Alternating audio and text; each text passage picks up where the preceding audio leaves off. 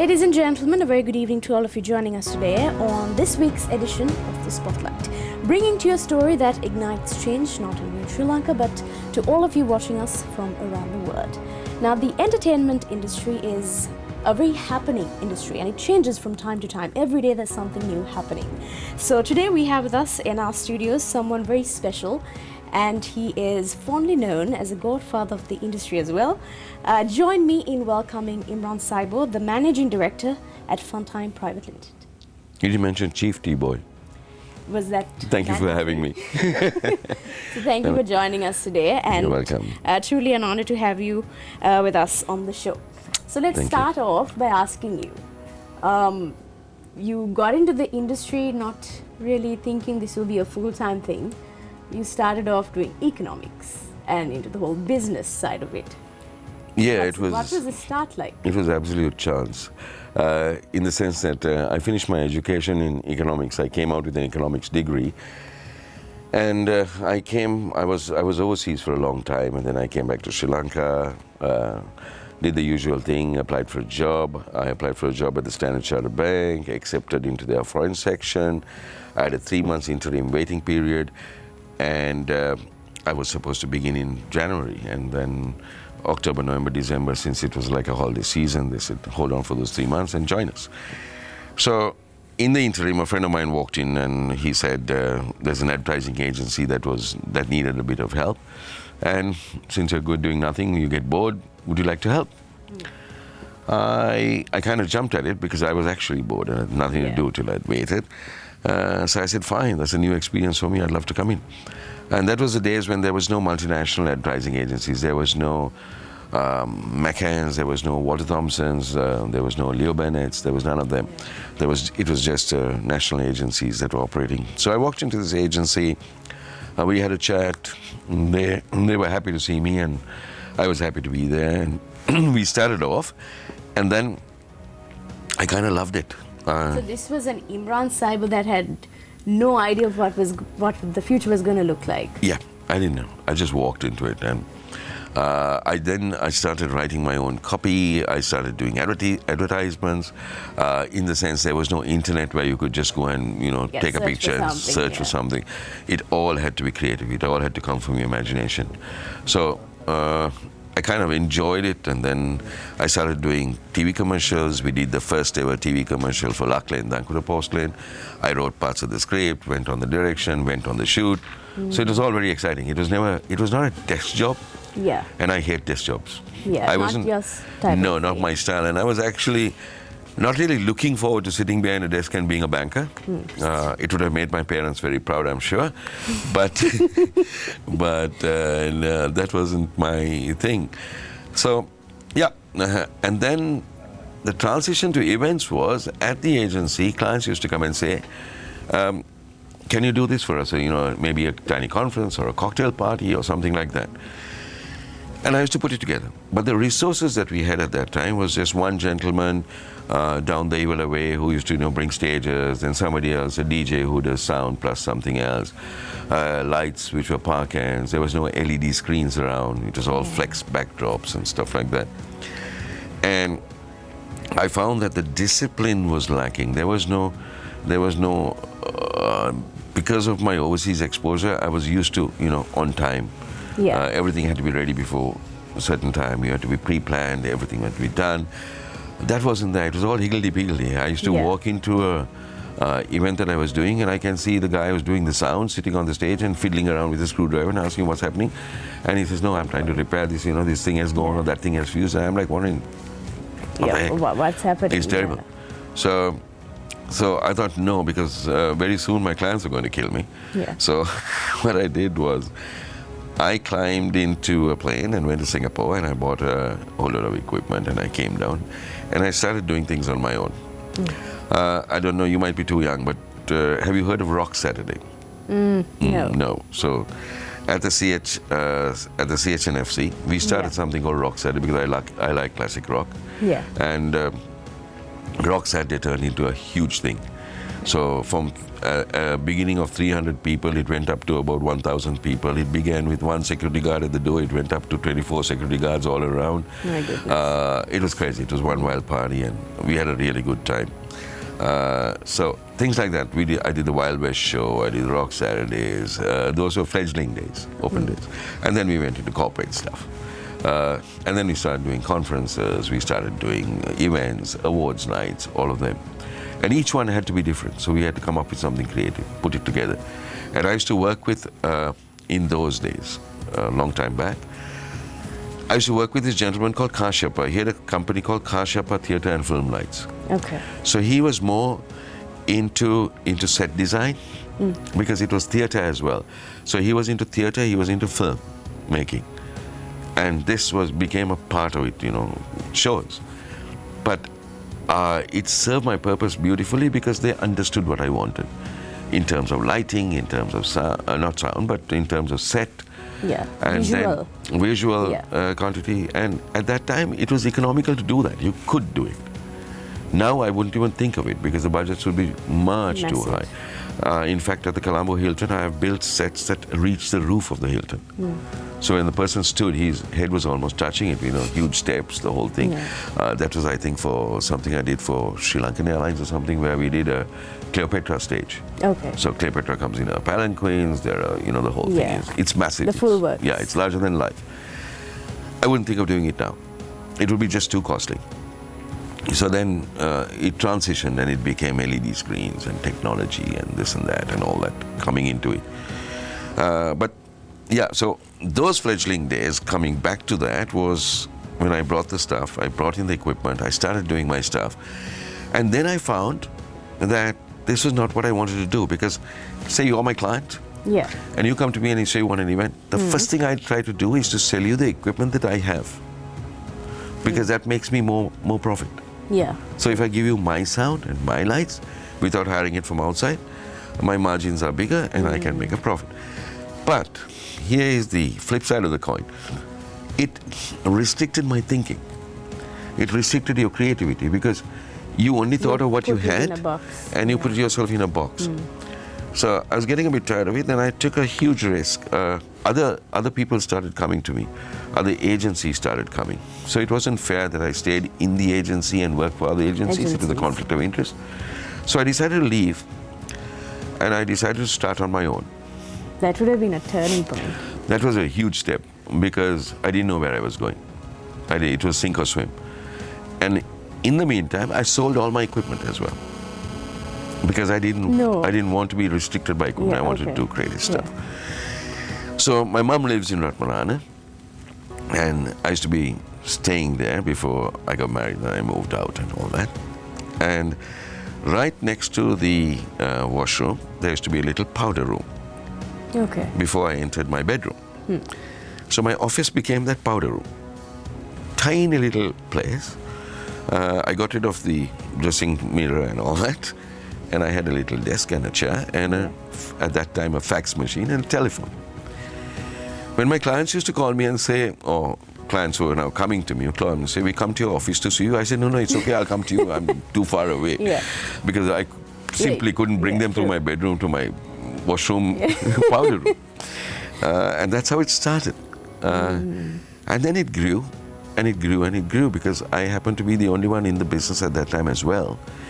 And it was becoming bigger and bigger. First in the business, I would say. I was first in the business. And I loved doing it. But technically, I wasn't the first in the business because like when we were having a chat, other agencies. there was Celebrations, which was a fashion pageant, beauty queen or that kind of thing. Not corporate, but in that field. And it was started by some very creative people. It was Kolu and Ranil De Silva. And I think later on it was Laila with them. And they had a company called Celebrations where they did these fashion shows and all that.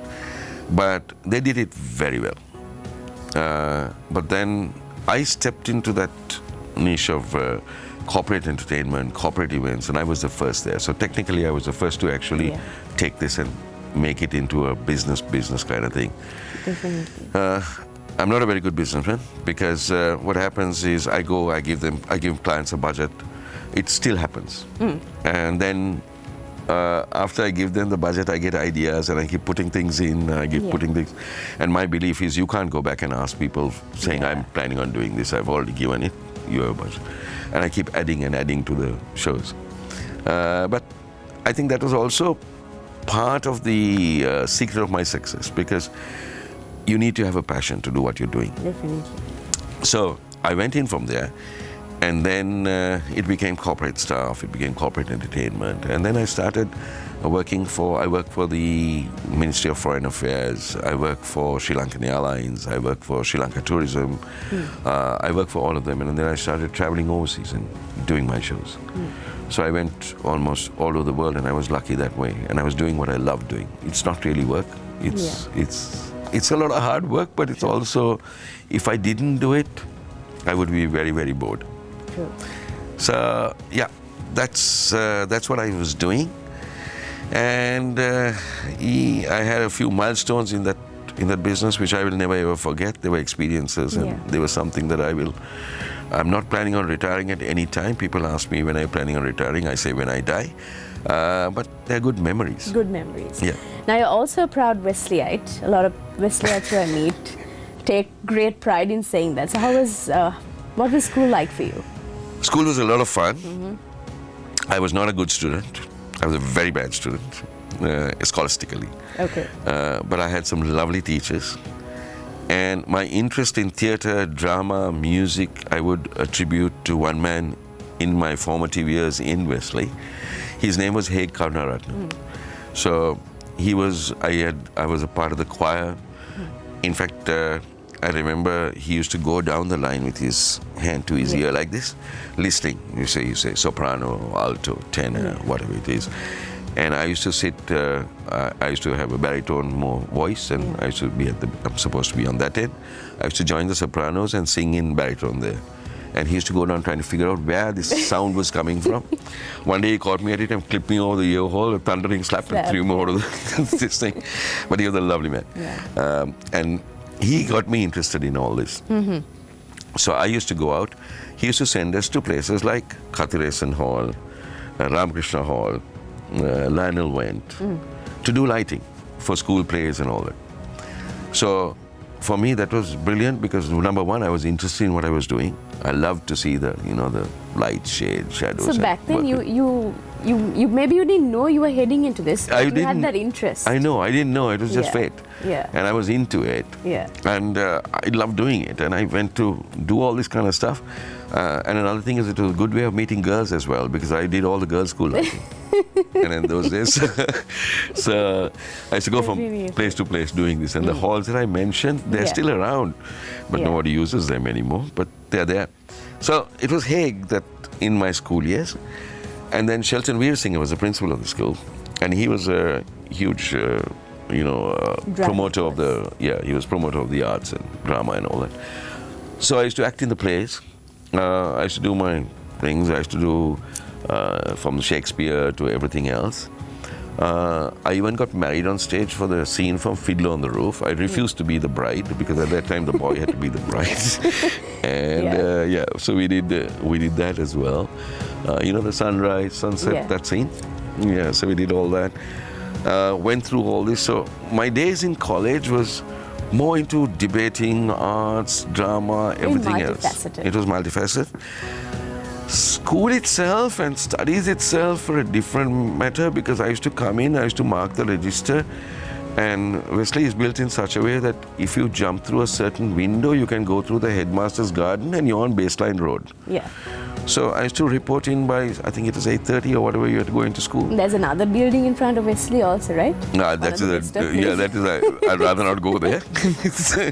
And then I used to climb through the window after I mark myself at assembly, and then straight from there, with whatever little money we had, I used to come to the Trio Cinema in Deivela, or I used to come to the Rio Cinema in Slave Island. Okay. All the places that show the 10:30 shows, or Empire. So my interest in theatre and my interest in films came from Wesley, because I watched Kimberly Jim with Jim Reeve. I watched Shalako, the westerns. I watched all the good, the bad, and the uglies. All those lovely movies I watched while I was supposed to be in school. So it was a very good education. And I had some lovely friends who still remain friends. Remain friends. So now since the inception of Fun Time, how has the journey been like? Has it been very challenging? What are the key lessons you have taken out of it? It has had its challenging moments. It has had its some days when I just want to give it all up and say enough is enough. And then next morning, no, I want to get back to it again. It has had its ups and downs, yes. But thank God, touch wood, it has never been bad. It's like, I like to be my own critic. Sometimes I watch a show and I think, no, I could have done better. The client is over the moon. He comes and he says, thank you very much, and blah, blah, blah. But you need to be your own critic. And sometimes I think I could have done better than this. And that gives me a little bit of depression. And then I go back and I say, no, I got to do this. But if you ask me, would I choose to do it all over again? Yes, I would. I wouldn't, I can't imagine myself doing anything else. I love music, I love creating things, I love putting it together.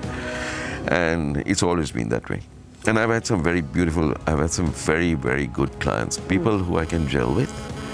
And that has helped me a lot. And a lot of people also say that I'm personally saying it as well, I've seen how you value people's work. You know, you're very direct. Whatever you have to say, you say to the face. You know, there's no behind. No, there's no behind. No, there's no backbiting and stuff. You know, there was an instance. I don't know if you remember this. There was one event where you got me to do it, and then the client said, you know, send me a clip of this or send me a clip of that, and then he said, you're not going to do that. You're going to, you know, they had to trust your work, trust my word. So from that, I realized how you value the person you're hiring, which is very important.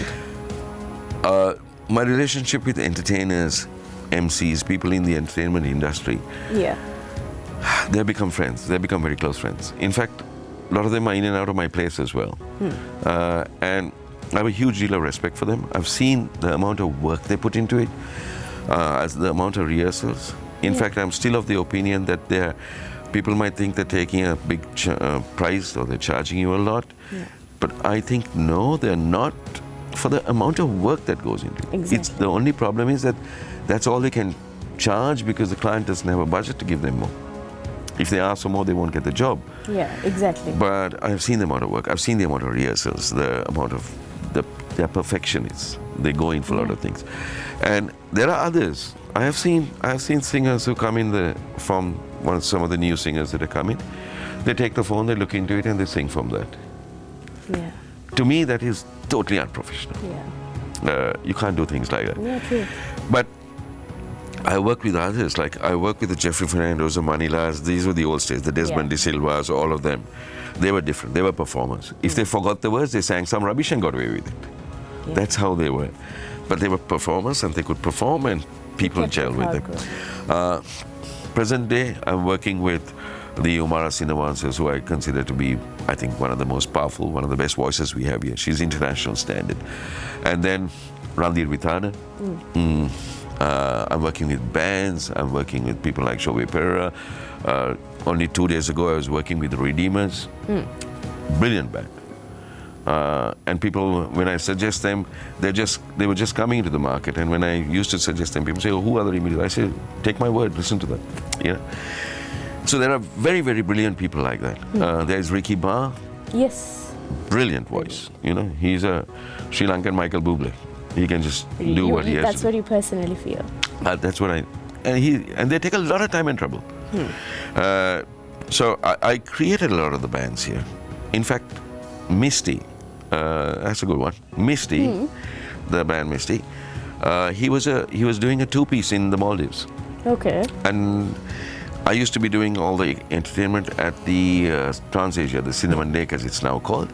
And whenever I passed the reception, his girlfriend of that time used to tell me, can you hire my boyfriend? He's coming in from the Maldives. He's finished his contract. I hate doing auditions because I find that I don't want to tell somebody to come and play that evening for free, because what you're doing is you're getting a free gig.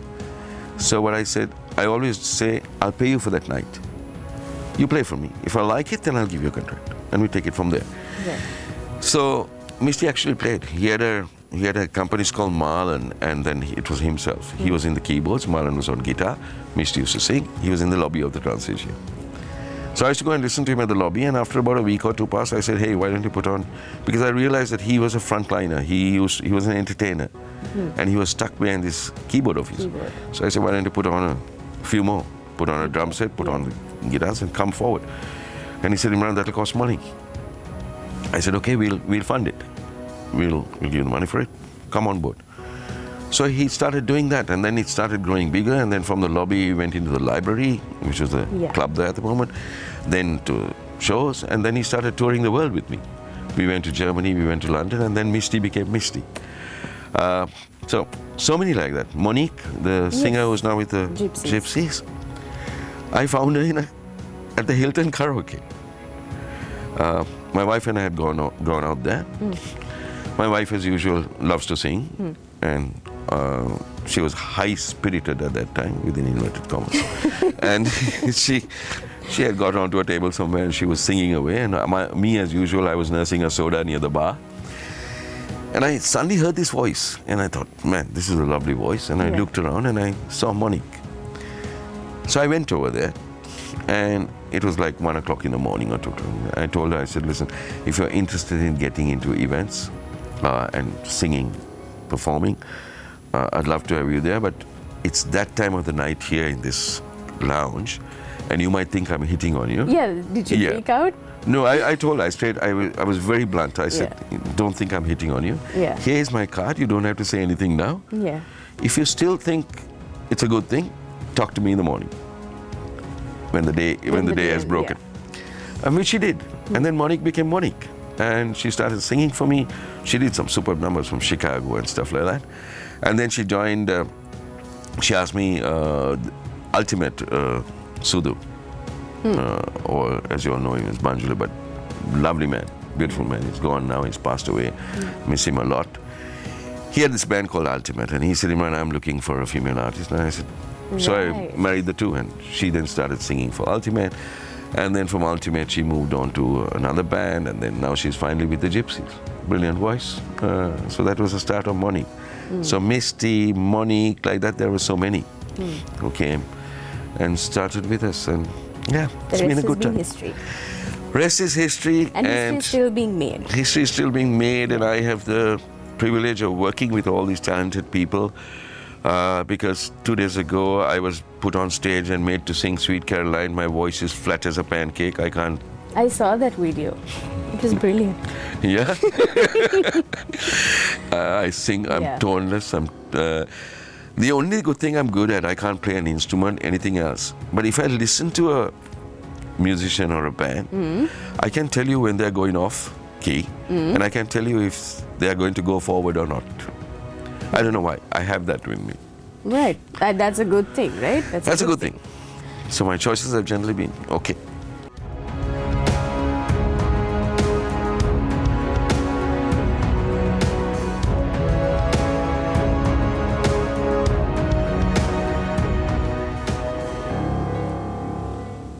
All right. Welcome back to the show this Monday evening. Imran, let me ask you. Now, it's been a few decades that you're in the industry. And you also what's the issue? When you say a few decades. Okay, it might be 10, 20, 30, 40. All right, thank you. All right, so now you're catering to an international audience as well. Yeah. How do you cater to these audiences? Because from a Sri Lankan perspective and a global perspective, how do you cater to that?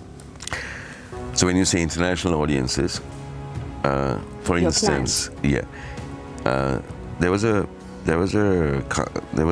Donata, which is actually a part of Emirates, had come here for an event which was totally unrelated, and I was doing it at that time. And they had watched the event, and they gave me a call, and they said, we'd like to hire you. Now this was direct from Donata, Dubai, no Sri Lankan connection at all. And I said, yes, what would you like me to do? They said, we're going to fly you out to Dubai. We want you to take a look at everything and then come up with something for us to do. So I did the logo launch of Amadeus, or the transition from Amadeus to Galileo, which is an online booking system, for Donata at the Sheikh Zayed grounds in Dubai, open air show. And I took something like 30 performers from here. 30? Yeah, 30 performers. From Sri Lanka? From Sri Lanka. And I even shot all the videos there. I came back to Sri Lanka, edited it, did everything from here. And we went out there and did the show for them. And they were very happy with it. I took, I think, Bhati and Santosh there. So when you said, when people who were starting off with us, one of the other people who started off with us and I took out overseas was Bhati and Santosh. And BBC once approached me and they said, we'd like to interview some young singers. Who would you recommend? So at that time we were in London doing a show and Bhatia was with me as well and everybody else. And I caught hold of these two and I said, I'm going to recommend you and put you all on.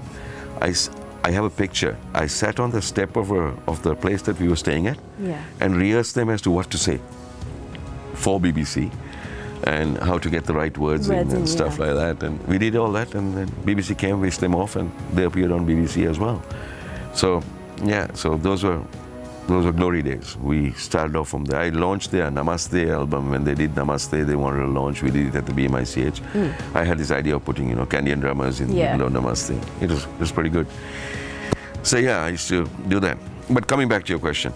So we did Donata and then internationally, Sun Siam Resorts in the Maldives came to us and we ended up launching 4 or 5 of their resorts, if I remember, from Sun Siam, because Sun Siam noticed us when we went to launch Omania in one of the resorts there. And then they caught hold of us and they said, can you launch this resort and this resort? And I even took Nicole Scherzinger of the Pussycat Dolls down there. Yeah, that is my next question. Yeah. Never mind. All right. You do my job. Have I preempted your question? You do my job. I'll do you. Okay. So we took Nicole Scherzinger down there. Yeah. They wanted it and it was only 300 people. Private show on the beach. The then minister or the head of the Prime Minister of the Maldives or President of the Maldives. It's President there, right? So President of the Maldives and a whole load of tour operators. And we did that there. I remember, I think I took Umaria, if I'm not mistaken, as from the Sri Lankan side. It was Natasha Ratnayaka, Umaria, and some of our people from here, and Nicole Scherzinger. So I have another question for you. Now, when you deal with the local market, Sri Lankans you give them a price quotation and then they say, it's too expensive, can you reduce the price? How do you deal with fussy clients like that? Because at the end of the day, from what I know, you're more focused on quality, right? And what people don't understand is this industry, you're providing job opportunities as well for people to come in. Yeah, all that said and done, it works like this. I will not compromise on quality. Exactly. That I refuse to do. So there are 2 things that I can do when that bargaining starts. I have done it. In fact, in the recent past also I've done it. I've walked away from it. I've just basically said, say, I'm not going to do it. I can't do it because I can't do it within that budget. I'm sure there'll be somebody who can do it cheaper. Go. Because out of desperation, you don't take business like that. Because you end up spoiling your name. And spoiling your name can be more expensive for you than, just doing an event. And the money might make it right. Exactly. So I didn't come this far to compromise on that. So there's one way I either walk away or I tell the client, tell me what your budget is, and I work backwards. Because at the end of the day, I'm going to take my margin anyway. Yeah. So I'll work backwards if I can work backwards with what you're offering me. If I can't work backwards, I'll tell you very honestly, I can't do it, and I'll get out of it. So that's a part of it, but they should. But the thing is, sometimes I walk into a meeting, even if there is a budget, and I feel that I'm not going to gel with the client, I quietly disappear. Because events are such that you are not selling a commodity. It's true. It's like I'm not taking this vase and saying, this is how much for the vase, will you buy it? I'm selling a dream. I'm selling an idea. A vision. A vision. So until that actually comes together at that venue or place, the client really doesn't know what he's getting. He has a vague idea of what's coming, or he has a feel of what's coming, but I can show him There are so many people who do presentations, they take visuals from the internet. They take presentations from the internet and they go and show those and say, we can do this and we can do that. Yeah. Some of those you can't practically recreate within our places. So I go through the tedious process of actually doing it, and I sometimes think, why the heck am I doing this? Why don't I Yeah. just put something? Some stock you edit Yeah. and get it done with. But that doesn't really work, because you need to also feel it when you're creating it. Which brings me to another thing as well. It's called audience profiling. You MC, right? Yeah, You get onto a stage. You can immediately get the feel of your audience. true. Once you know what their pulse is, then you're like a puppet master. Yeah, You know yeah. exactly, You adapt. yeah. You know how to make them applaud, you know how to make them laugh, you know how to make it. To do that, you need your audience profile. You need the people in your audience. You need to know them. What their tastes are, what their likes are, what their dislikes are, all that. So to do that, you need to profile them. Sometimes international audiences, I need to know, they say, oh, we have a conference, we got people from overseas coming. Overseas is a big thing out there. So my question is, are they from China? Are they from Singapore? Are they from Southeast Asia? Are they from Europe? Are they a mix? Are they from Australia? Where are they from? When I know where they are from, then I can cater to them. From a global perspective, what do you think of our Sri Lankan, event industry? Are we doing good? We are pretty advanced. We are. We are pretty advanced because we have the ability to put on shows that would cost a mint overseas, but doesn't cost as much here. If you look at it, when a foreign company comes here to do a show and they look at it in US dollar terms, it's nothing for them. For us, it's a huge amount of money, Yeah. or it's big amounts of money, but we still do that spending. If I go to recreate some of the things that I do here, let's say in a place like Australia or in the UK, it's going to cost me a bomb. Sometimes just a screen will cost me the whole cost of the show that you'd see. Right. So that's where it is. But we are very much on par. The only thing is, some of our equipment is outdated in the sense Yeah. that, our lighting. And the other thing is, they have out there, the people who work out there, their sound engineers have actually gone through a complete sound course. They know their technicals to the letter. I was doing a launch many years back for Yar TV, and I was Morten Harkert from Take That. So I was just in my fledgling stages. Band was on stage. We were trying to do the sound checks. I won't mention the person who was doing the sound. It's not nice. So he was doing his usual turning, test 1, test 2, test 3, test 4 and all that. SLECC is a crazy place to work in because it has a slap. Each time you hit the foot of a drum, 3 times it comes back. So I was there going off my head trying to figure out how to get rid of this slap. And Morten Harkert walks up in his accent, he says, can I help you out here? And I said, at the moment, anybody is welcome. Please come. So he took over at the console. And in his language, and what he did is 1, 2, 3. He got rid of almost all the slaps except for one. That's because he knew What to do. the technicalities. He knew what to do.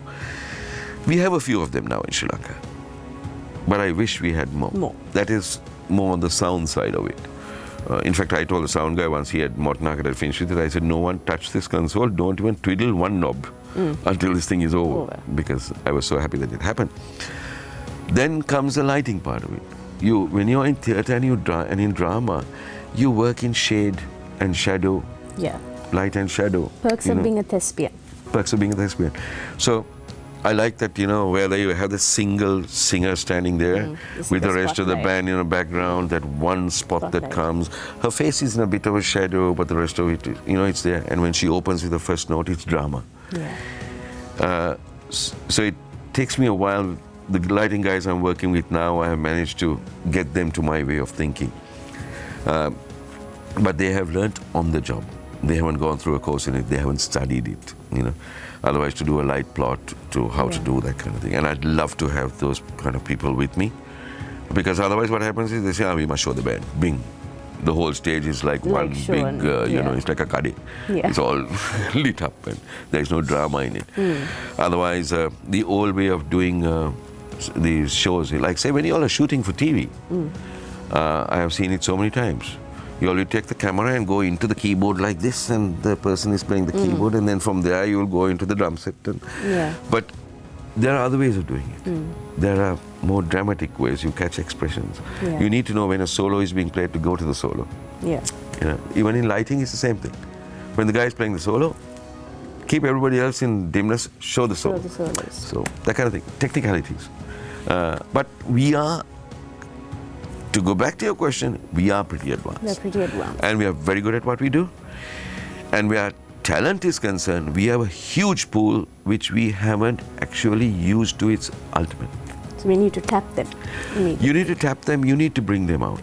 You don't go to a singer and say, when you're doing a show, or at least when I'm doing a show, I don't do it, but you don't go to a singer and say, Ani, can you give me 3 acts? Or can we have 2 dance acts and 1 song? That's not the way you do it. You figure out what they would like to sing. You look for new music and say, can you do this instead? You know, even your acts, whatever. Yeah. Because it needs to. Blend. It needs to blend. It needs to capture an audience. It needs to enthrall. It needs to hold. Whatever you do. Now, let's talk about, I see a lot of, how would you say it, destination weddings, destination events where we bring in people. You were also mentioning, how is the market like for that? Because it's a lot of forex for Sri Lanka. The wedding pretty market good. is actually, I think, doing much better than the corporate Yeah, entertainment because market. sometimes, this, especially the Bollywood Yeah. wedding is, I think, pretty high in the market. I don't take all of them. The weddings that I have done are usually for clients or people that I have known, or destination weddings that have Yeah. approached us. Because I find weddings quite stressful. Okay. These Indian weddings, very it's not, stressful. Exactly. It's not one day, it goes on for Yeah. about 7 days. Yeah, and you got to deal with the groom side of the family, you got to deal with the bride side of the family, you got to deal with a couple of relatives coming in to give their ideas, and all that. In my natural tendency is to say, look, this Yeah. is. But I have done I've done some very interesting ones. But do you also see where people are coming in from other Oh, yeah. countries to host events in Sri Lanka? There are people coming in from other countries. Usually what they do is they send in an advanced team of people. Let's say it's an international company. They send their advertising people or their event people here. But sometimes what they don't realize is ours is a very unique way of working. Yeah. And unless you know how, or unless you have somebody here ramrodding it for you, it can be very, very difficult. Because we do everything on the phone, on a machan story, on a, there is nothing tangible there. So you need to be able to work in that situation. And when they do come in from overseas, they find it, if they send an advance team in, usually what I advise them is, you can send your people in, they can supervise it, or they can see that, everything is being placed right or anything. But to actually produce it here will be a Herculean task for them. Really? Yeah, because they wouldn't know where to go or what to do unless they join up with somebody here. Okay, so as a self-made entrepreneur, what are some of your core principles that that have helped you navigate through this journey? Do you want me to lie? Choice is yours. No. Well, core principles and values in the sense, my thing is, if you're going to go into the event industry or any part of this, you need to have a passion. I keep saying this in every interview, in every article that come out. If you don't have that passion, don't go into it. Don't go into it thinking of making money or thinking of it as a business. It doesn't work. Because this is a business, it's a creative business. It's a business where you need to enjoy it, you need to love it, you need to be able to work hard, frustrating hours to see something come before you. So passion is one key word that you need to have. The other thing is, there has to be honesty between you and the client. True. Honesty in the sense, a lot of things can go wrong. If you see it happening that it's going wrong, don't hide it from your client till the last moment and say, this is going wrong or that is going wrong. You have to be transparent. You tell him and go to him with a solution and work it out between you all. Because at the end of the day, it's a show that counts. He wants something good, you want to put on something good. It's the end result that you want. It's the end result that you're looking for. So, to me, a client and event producer are actually one and the same company. It's not a supplier-based relationship. Okay, I have signed off, you bring 3 power cans, do this thing, or 6 screens and you put it. That's not it. Both of you are working towards one goal, and that goal is to make sure that it happens. So, and I've been lucky that way. I have a lot of clients who actually move in that direction. That's great.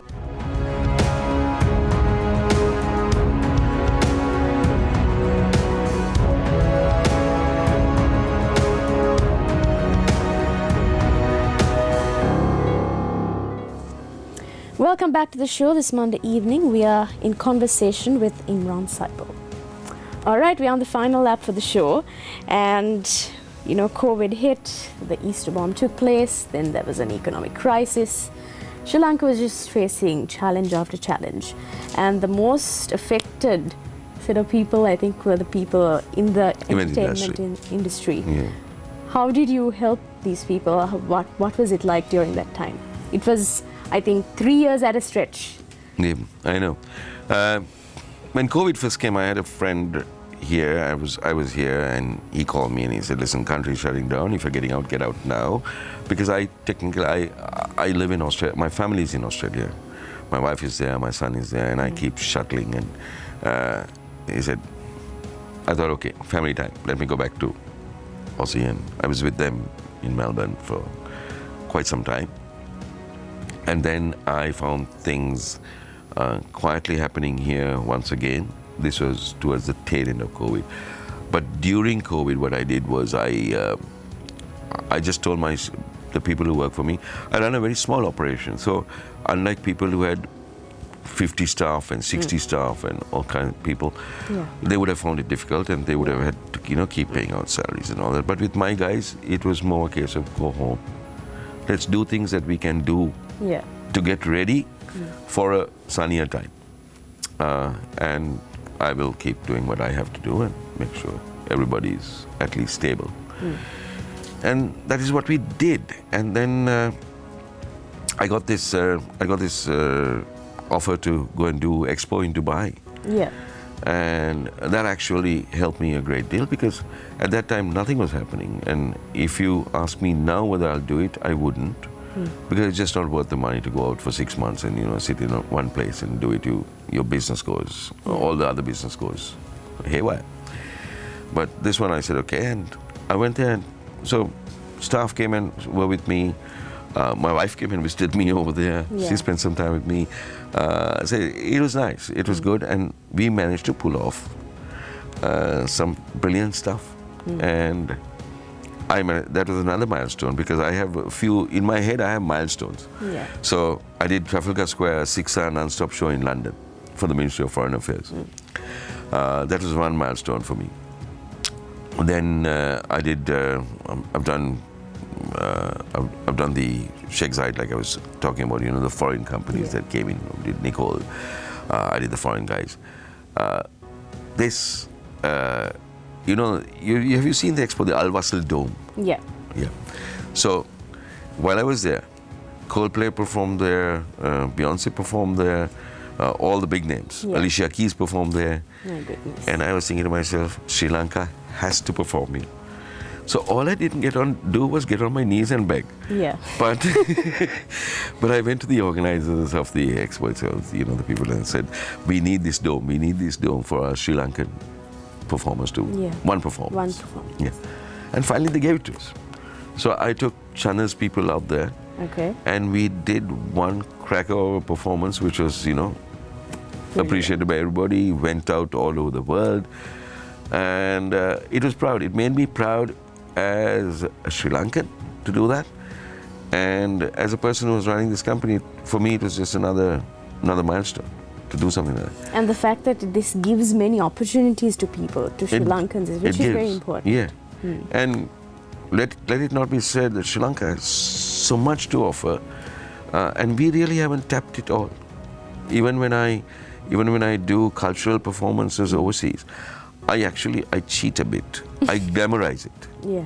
I glamorize it. I don't stick to total tradition. Yeah. Because to me, amongst the SAARC regions, amongst India, Pakistan, Nepal, all of them, Sri Lanka, our cultural, the costumes, all of them are very similar. Yeah. If you really look at them. So what I do is I give it a bit of glamour, I give it a bit of a twist, a touch, and sometimes I'm castigated for it, but it works like a dream. My next project, which has been working in my head, is to do something that we can take overseas, where the person out there can actually understand it. Our costumes are beautiful, our Canadian dancers may look really good, all that is there, but we haven't packaged it properly. It needs to be packaged. So let me quickly, I have a question that has been floating through my mind. Presently, we see many budding event companies emerging. And sometimes, I'm not pointing fingers at anyone, but sometimes some agencies tend to scam people. And since you have made a name, is there a process where clients need to know if there's a registration? Is there a process to know if this is a legitimate agency or not? See,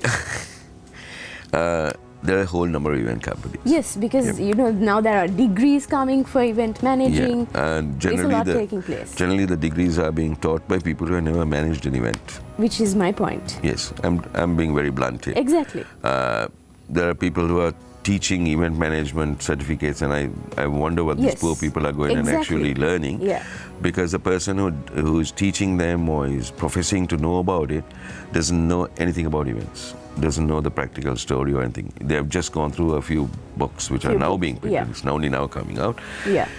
And fire and safety, health hazards, this, that, all that. But the real practical, theoretical way of doing events is not there. That's one.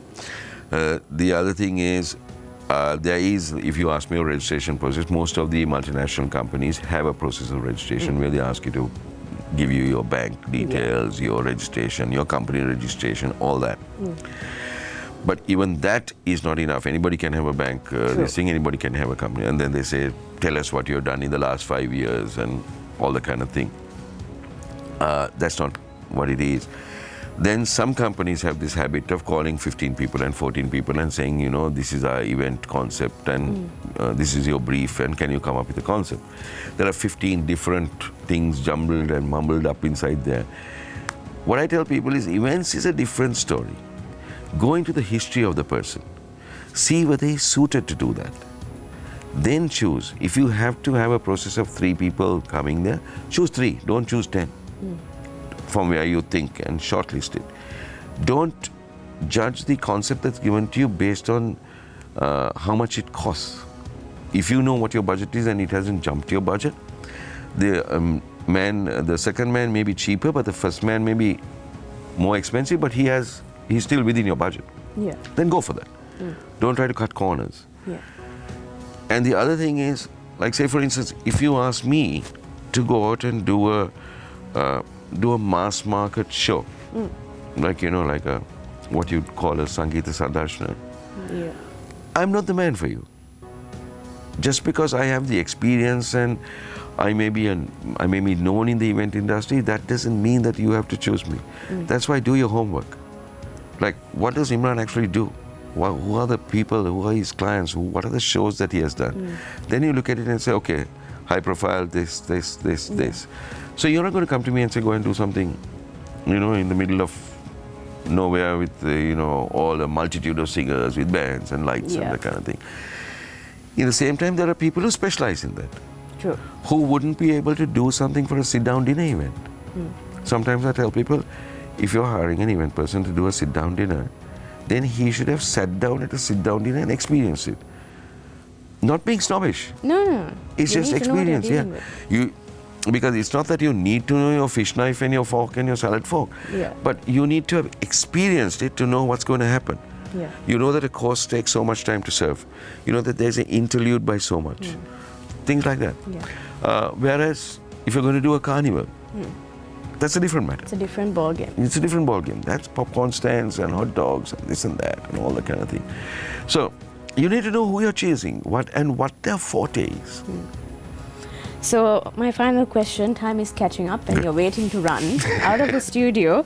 So in the future, let's say in the next 10 to 15 years, what does the industry look like to you? Industry is growing. Hopefully the economy is also going to grow. Yeah. People are coming in. I am hoping and wishing for the sake of our industry that there'll be more conferences coming to this country. There'll be more people looking at this as a destination. In fact, I just 2 days ago finished the Sri Lanka Tourism logo launch, or their brand launch as they call it. I'm hoping that there are new hotels coming up. Everybody ran to the Shangri-La when the Shangri-La came up. Now Cinnamon Life is coming up, ITC is coming up. The venues are getting larger, they're getting bigger, they can handle people.